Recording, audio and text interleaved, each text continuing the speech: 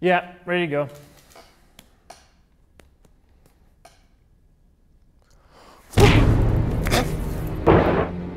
Go play with your action figures, jackass. I'm taking over.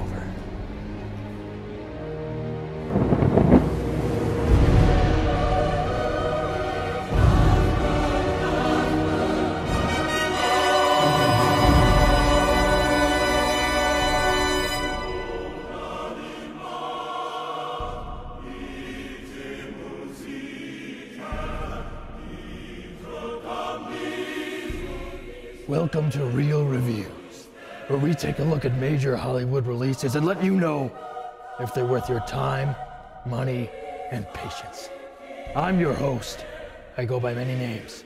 The Dark Knight, the Caped Crusader, the world's greatest detective. I am vengeance. I am the Knight. I am Batman! Today we're counting down the top 10 episodes of my greatest interpretation, Batman the Animated Series. Batman the Animated Series was created in 1992 by Eric Radomski and animation mastermind Bruce Timm. The show lasted for 7 years and was revamped for the final season titled The New Batman Adventures. It launched Superman the Animated Series, Batman Beyond, Justice League, The Zeta Project, and Static Shock, as well as creating the DC Comics animated universe, where all the characters in the preceding shows existed on the same plane. It is commonly known as the best version of Batman ever created, and survives today with voice actor Kevin Conroy, who was cast as Batman/Bruce Wayne for the show all the way back in '92, voicing Batman in numerous other projects including animated movies and the Arkham Asylum video games. Fans of the Batman character swear by this show. Swear to me! Let's dive into the action with number 10.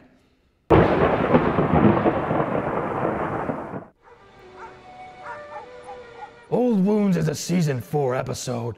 This final season of the show streamlined the characters' designs and completely redesigned several favorites, including the Joker.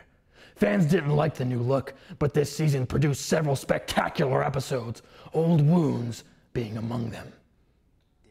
Taking place 2 years after Season 3, Season 4 had fresh stories to tell with Dick Grayson, now a full adult, and taking on the mantle of Nightwing. The story of Dick leaving Batman as the original Robin is finally addressed in flashback form. What I like about this episode is seeing the attention to detail in the character relationships of Bruce and Dick. Their friendship is very complicated, with Bruce basically being a father to Dick, but their clashing personalities finally explode in tragic fashion. When Robin sees Batman taking an interrogation too far, Robin starts seriously questioning being by Batman's side. That, along with Dick graduating college and getting serious with his girlfriend, Barbara Gordon, have him wanting to be his own man and do things his own way. It all comes to a head at the end of the flashback, and it is one of the more emotional moments in the entire series. Robin leaving Batman and becoming Nightwing is definitely a highlight for the show. It earns the number 10 spot on this list. Number 9. Paging the Crime Doctor is a great episode because not only has it a compelling story, but it introduces a new character and ties into Bruce's past in a way that wasn't quite done up to this point in the series. Dr. Leslie Tompkins is a big character in this series and in the Batman mythos in general. If Alfred is Bruce's surrogate father, Leslie is definitely his second mother. She is one of the few people who know Bruce is Batman, and whenever she pops up, she is a great presence on the show. Leslie went to medical school with Bruce's father and was a close family friend of the Waynes. However, in this episode, we find out there is another close family friend that was not mentioned before. Matt Thorne, brother of crime boss Rupert Thorne, is a doctor that has been forced into aiding the wrong side of the law by his brother. When these characters meet up throughout the course of the episode, old friendships are tested in drastic ways. Matt Thorne is a great character, especially with his connection to Bruce's parents, but unfortunately, this is his only appearance in the series. I think this was a big wasted opportunity to do more with him. He would have fit nicely into several future episodes. The animation and use of shadows in this episode is top-notch, even a little higher quality than a lot of the other stellar-looking installments. The ending is what puts this in the top 10 for me. It's another great moment that encompasses who Bruce really is under the cowl, and Matt Thorne is the perfect character to get this reaction out of him. Seek this episode out if you want some awesome background on Bruce's father and some of his friends. Number 8. Over the Edge starts off with a surprising bang and keeps the twists coming through the whole episode. Another Season 4 highlight begins with Commissioner Gordon chasing Batman and Robin through the Batcave. The entire police force is trying to take Batman down, and they seemingly know who he is under the mask. I will say that there is a particularly graphic death scene that sets off the events of the episode. It's startling to see and is extremely effective. Also, quickly featured in this episode is the redesigned Scarecrow. One of the few improved designs from the original. He just looks terrifying. Gordon's vendetta against Batman is totally believable. When he enlists the help of Bane to take Bruce down, it is a very logical step. I can't really say too much else about this episode without giving it away, so go watch it. Well worth your time. A final twist at the very end of the episode is ambiguous, but makes you think. Great action, story, character moments, and especially twists make Over the Edge a must-see episode for the series. Number 7. Finally, the origin of the original Robin, Dick Grayson, is told in an amazing 2-parter. Before you say it, I know, I'm cheating a little bit with this. Robin's Reckoning is technically 2 parts, thus 2 separate episodes. But to really get the scope of this story, they must be watched in full, back to back. So I'm counting them as 1 spot on the list. When the criminal responsible for Robin's parents' death, Tony Zucco, comes back to Gotham, Batman takes it upon himself to track him down. Thinking Robin may do something too drastic, Batman decides to leave him out of this mission. However, when Robin discovers the true situation, he rolls out on a revenge-filled road to find Zucco himself. This sets off flashback sequences to Robin's origin and the genesis of his relationship with Bruce and Alfred. A nice little factoid about this episode, Tony Zucco is voiced here by Thomas F. Wilson, best known for his role as Biff in the Back to the Future film trilogy. In Part 1, the look and fluidity of the animation is at its absolute apex. It may be the best the series has ever looked. This style has never been done nearly as well in any other series, and it's on display in this episode.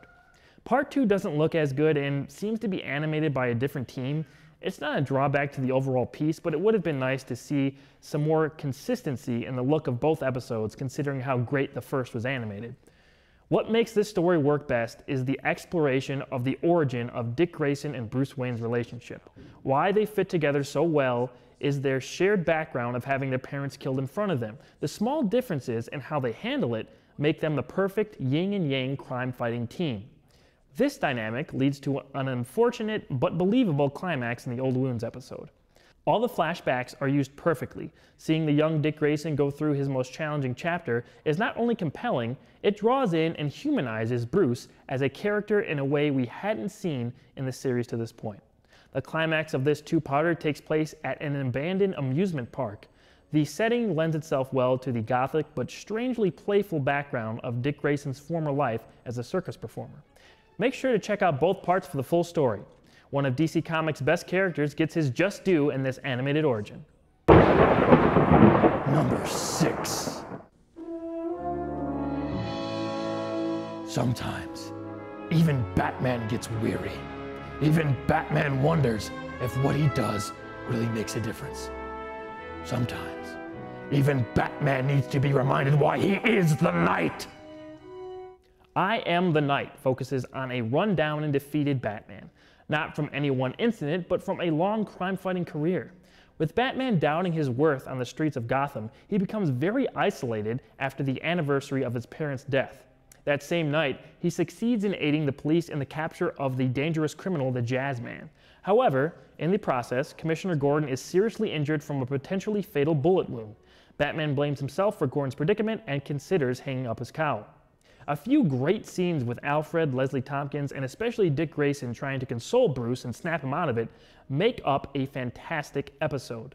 It delivers on action, true drama, and the very real instances of self-doubt.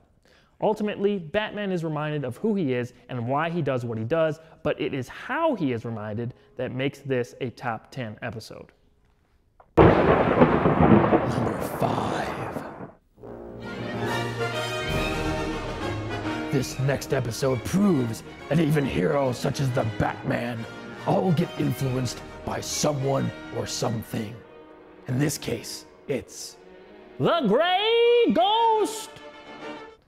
Beware the Grey Ghost is a personal favorite of mine. Perhaps the single most memorable episode of the series, it's still an absolute joy to watch all these years later. Former Batman Adam West turns in a great vocal performance as actor Simon Trent. Trent starred as the Grey Ghost in a television show from Bruce's childhood. The hero Trent played influenced some of Batman's theatrics, and Bruce really seemed to take a lot of his sense of what it means to be a hero from the Grey Ghost. When several crimes mirroring an episode of the Grey Ghost take place in Gotham, Batman seeks out Trent in an effort to get some answers. The best thing about this episode may be the Grey Ghost theme. Here, take a listen.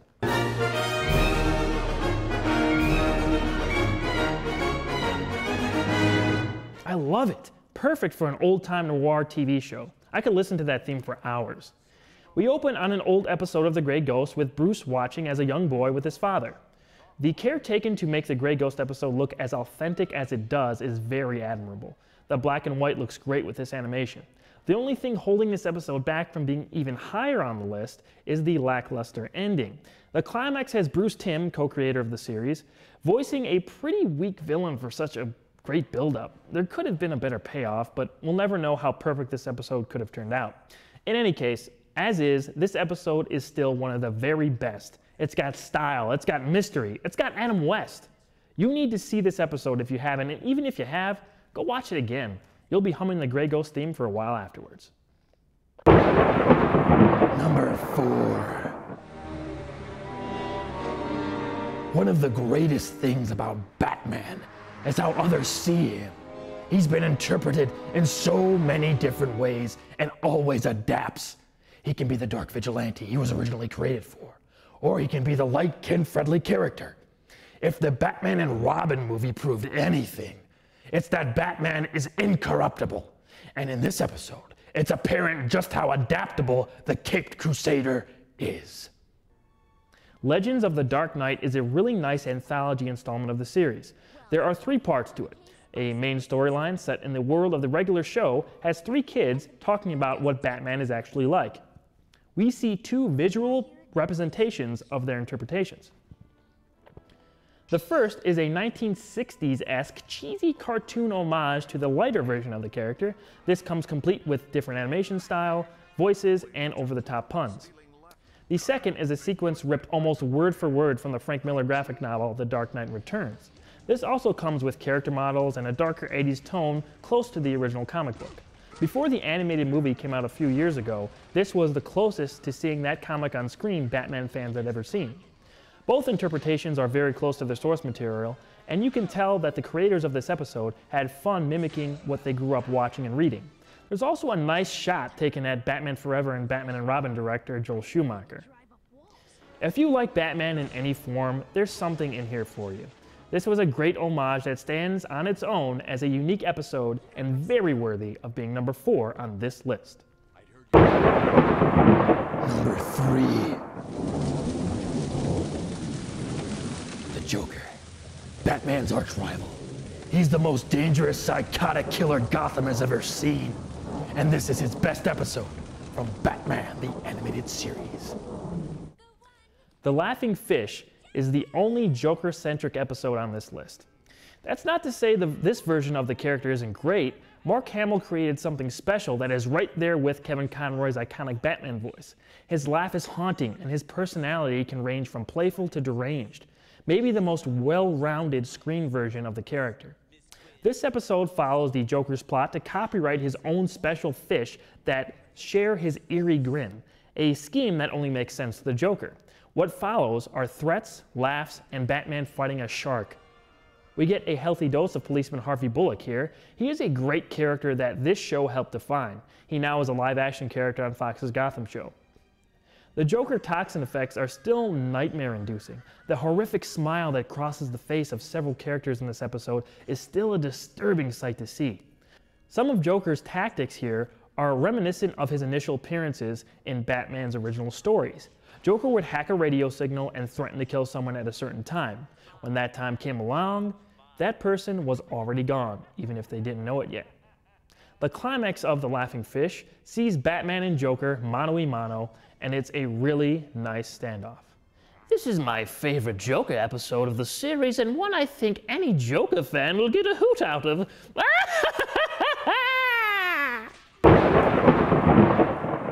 Number 2.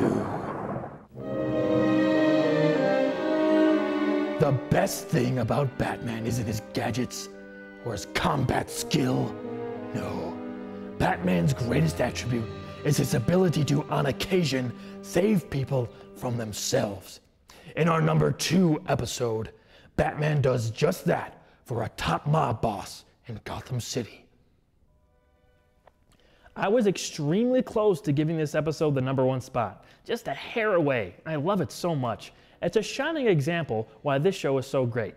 The best part is, it's not even about Batman. It's Never Too Late follows Gotham's top mob boss, Arnold Stromwell, and one of the best redemption stories I've ever seen. In just 20 minutes, we see Stromwell go from his lowest point to the beginning of his journey back to the light. With Stromwell's crime organization, family life, and livelihood falling apart, Batman takes the role of Ghost of Christmas Past, Present, and Future all in one, as he continues to appeal to the goodness inside of Stromwell while showing him all the damage he has caused as a career criminal. Great uses of flashbacks create a well-rounded narrative that have us believe Stromwell can turn from his own darkness even if his whole life he was a bad egg. Heavy mature themes here, including drug use, make this episode one of the more adult-themed installments while still appealing to all ages. The duality of humanity and the idea that we are all capable of both good and bad take center stage in this episode. It truly is never too late. The message is fantastic, and for supposedly just a kid's cartoon, it is very effective. The ending of the episode really appeals to the hope in all of us, the hope that we can be better than we are, and that no matter what, it's never too late to change course back to the goodness inside of us. A profound way of thinking that we all should be open to. And my number 1 episode of Batman the Animated Series is...